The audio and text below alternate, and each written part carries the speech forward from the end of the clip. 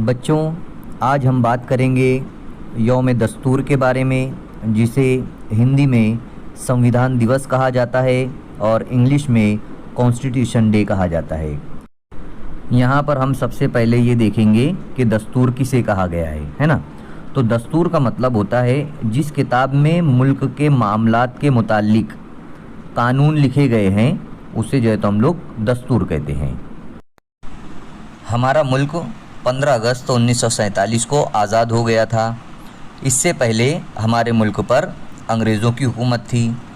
आज़ादी मिलने से एक साल कबल यानी 1946 से ही भारत के दस्तूर साजी का काम शुरू हो चुका था। यानी आज़ादी मिलने से पहले दस्तूर बनाने का काम शुरू हो गया था। तहरीक आज़ादी के रहनुमाओं का मानना था कि आज़ाद भारत का हुकूमती कामकाज अंग्रेज़ों के तैयार करदा दस्तूर के मुताबिक नहीं बल्कि भारतीयों के तैयार करदा दस्तूर के मुताबिक चलना चाहिए। लिहाजा भारत का दस्तूर तैयार करने के लिए एक कमेटी तश्कील दी गई जिसे दस्तूर साज मजलिस कहा जाता है। दस्तूर साज मजलिस में कुल 299 अरकान थे। डॉक्टर राजेंद्र प्रसाद दस्तूर साज मजलिस के सदर थे। डॉक्टर बाबा साहब अम्बेडकर दस्तूर साज मजलिस की मुसव्वदा कमेटी के सदर थे। डॉक्टर बाबा साहब अम्बेडकर, डॉक्टर राजेंद्र प्रसाद, पंडित जवाहरलाल नेहरू, मौलाना अबुल कलाम आज़ाद, सरोजनी नायडू वगैरह दस्तूर साज मजलिस के रुकन थे। दस्तूर को मुकम्मल करने में 2 साल 11 महीने और 17 दिन का अरसा लगा।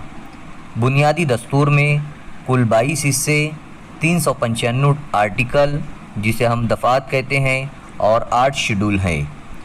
26 नवंबर 1949 को ये दस्तूर तमाम भारतीयों पर नाफिज हो गया। इसलिए 26 नवंबर को हम यौम दस्तूर के तौर पर मनाते हैं और 26 जनवरी 1950 से इस दस्तूर के मुताबिक हुकूमती उमूर चलाने का आगाज़ हुआ।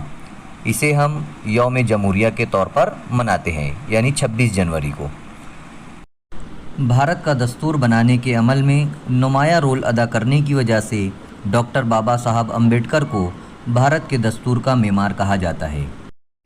डॉक्टर बाबा साहब अम्बेडकर की 125वीं सालगिरह के मौके पर भारत सरकार के ज़रिए 2015 से इस दिन को जो है तो मनाया जाने लगा। तो ये थी मुख्तसर मालूमात यौम दस्तूर के बारे में। अल्लाह हाफिज़।